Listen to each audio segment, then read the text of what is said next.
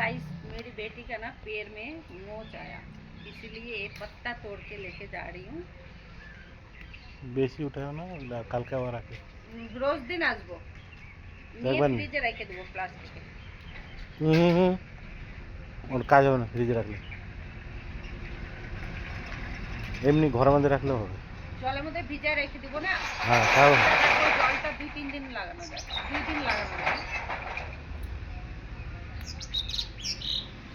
গন্ধ, ডেঞ্জার গন্ধ। তোমার মা যখন স্ট্রোক করছিল তখন এই পাতারই ছেক করতাম, পুরো 1.5 মাস ছেক করছি, তারপরে তো উঠছে না, পুরো একদম শুয়ে পড়ছে।